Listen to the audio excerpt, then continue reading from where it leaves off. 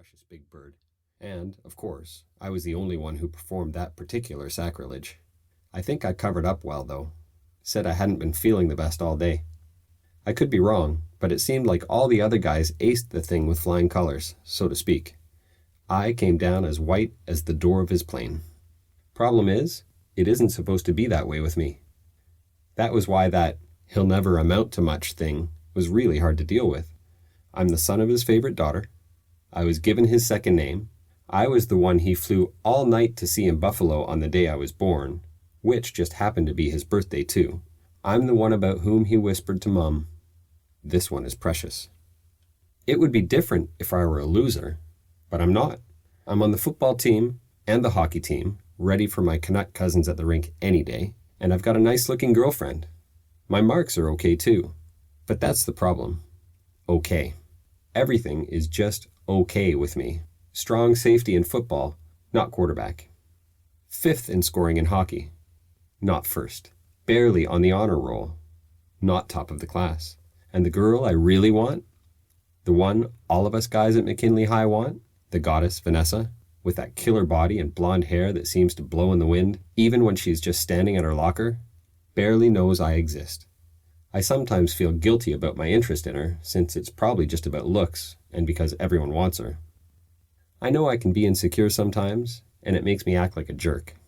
But I feel like I have so much to live up to.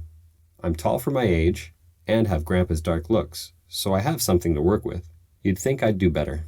I'm Adam McLean Murphy, grandson of a legendary war hero, son of John Murphy, the famous airline pilot and decorated Gulf War hero, and Victoria McLean, who ran the 400 meters for Canada in the Olympics and made her father proud.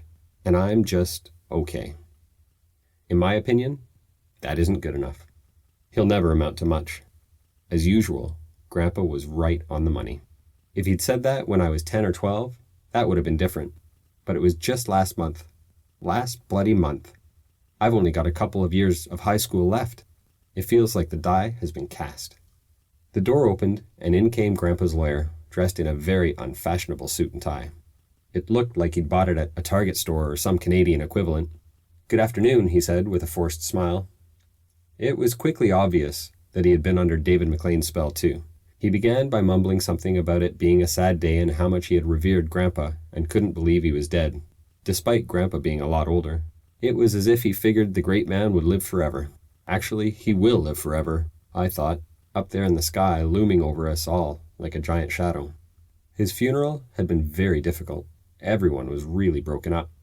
It was so hard to believe that he was lying there in that open coffin, actually still for more than a second. I could barely look at him. I was overwhelmed with both sadness and anger. It wasn't a good scene, inside my head. The lawyer started droning on in legal terms about Grandpa's will. Blah, blah, blah. I just wanted to get out of there and move on.